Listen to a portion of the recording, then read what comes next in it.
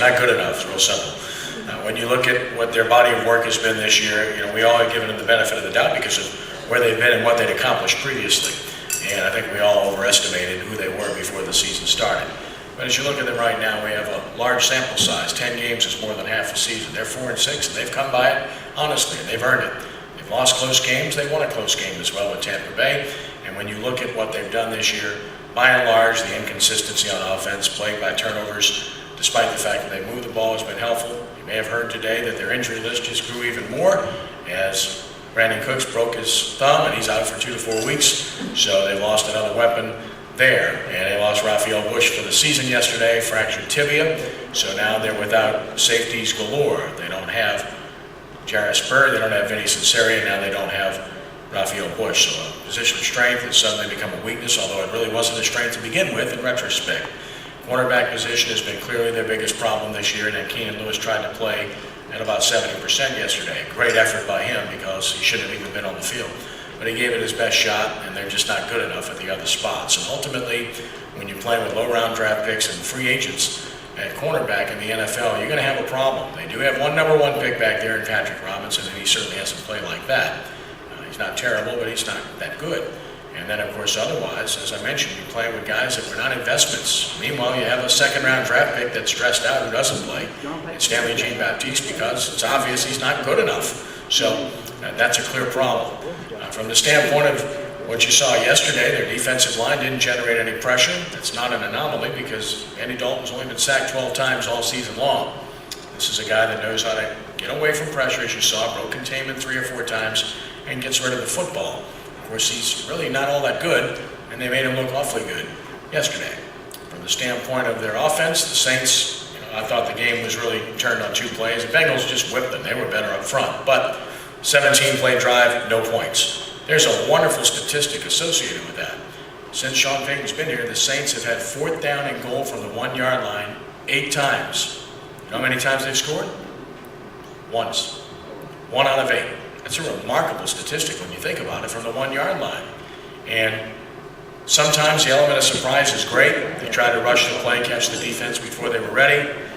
And of course they threw it to their playmaker, Eric Lorig. Yeah. So, and I'm not trying to be facetious when I say that, but listen, surprises work sometimes, and other times they don't. When you have weapons, sometimes you can outthink yourself a little bit, perhaps. Bottom line is you have to finish that. And then right before the half, when Cincinnati's trying to run out the clock, they're letting the clock run down, taking no timeouts, and they just run a dive play with Jeremy Hill, and he breaks it for 62 yards. And you know what's really weird about that play, as Lenny pointed out earlier today, and I noticed it at the time, but didn't think about it until afterwards, is when they kicked the field goal, they had 1 second left.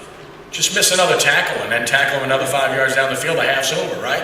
But they tackled him, and they had 1 second left and kicked the field goal. So suddenly it goes from being a 1-score game to being a 2-score game. And there's a significant difference associated with that, as you know. And of course, when the second half begins, they've got a 2-score lead, and if they can take the ball and do something with it, now they can basically put a kill shot on you, and that's pretty much what transpired. So whatever change took place in that game took place in those particular areas. A lot of people want to say the team was flat. I don't know that they were flat. I mean, I didn't sense that they were amped to a significant degree, but I don't think it was flat. I just think they got beat. You're talking about teams from divisions. One team from a division that has no winning football team, the other team from a division that has no losing football team. And I think the quality of play and the opposition that they faced probably was indicated yesterday. Sean Payton suddenly didn't become a bad coach. He's a real good football coach. But what you're seeing is players that aren't playing up to their ability, guys that are hurt, and investments that aren't paying off dividends at this point in time. I mean, it's a combination of things. You don't get here by osmosis. I mean, obviously they have some issues. They're just not as good as anybody thought they were. Finally, and I'll take any questions, but you go back and look at what's happened this season, they've been favored in all these games. And every week we're sitting there and we're picking them to win. I think maybe it's time to start picking against them. Maybe they'll win. I don't know. They got Baltimore this week. It's the one team that Sean Payton has not beaten as head coach of the Saints since they've been there, and that's a very physical football team from the same division as the Bengals. So with the team that's licking its chops right now to get in here, Saints have got to be ready because otherwise they could get swept on this 3-game homestand, and the aura of invincibility at home has clearly been wiped away. Questions? Mm-hmm. Yes, sir. Kevin, at this late in the season, can the Saints pick up with all the injuries? pick up a free agent or maybe, I guess, a trade or something specifically for the secondary? Secondary, no, because at that position, anybody that's half decent is taken.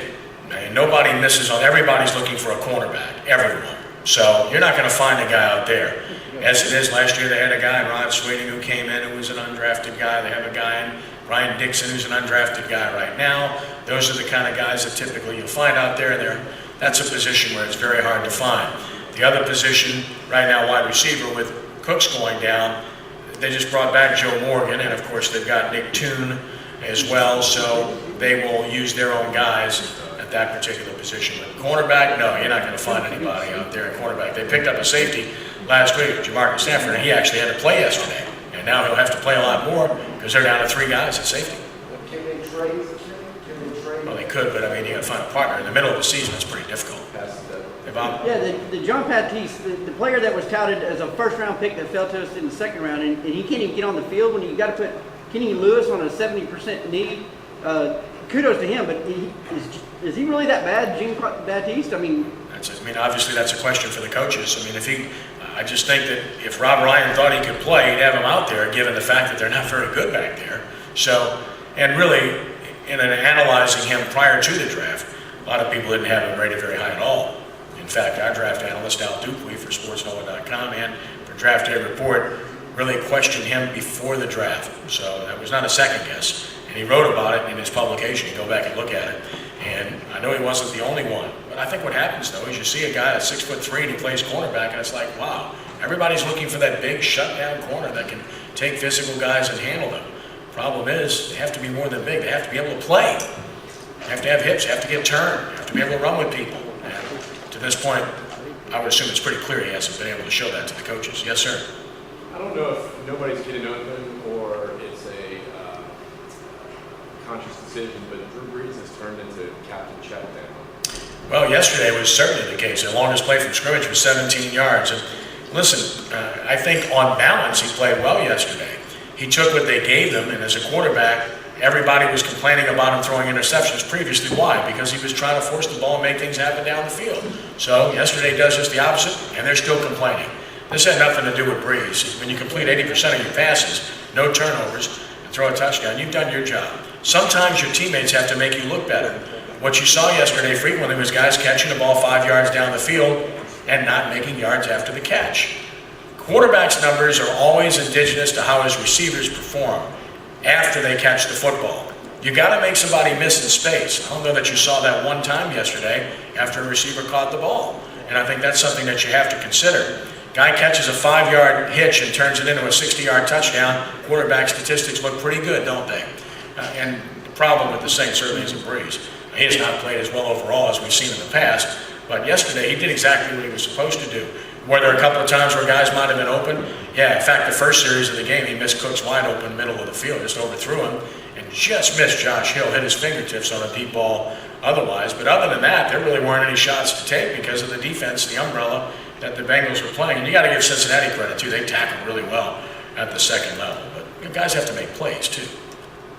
I mean, and look at how many times they've given up a third and long this year. Well, that's been a consistent theme. That's happened all season long. Every game they give up a big play or a big drive in the fourth quarter. Right. You can't win like that. I mean, every game. Go back and look. You know, the Dallas game, maybe not because they were out of the game, but every other game, even yesterday when it looked like they might have a chance early in the fourth quarter, it's 3rd and 18, and he can't get off the field.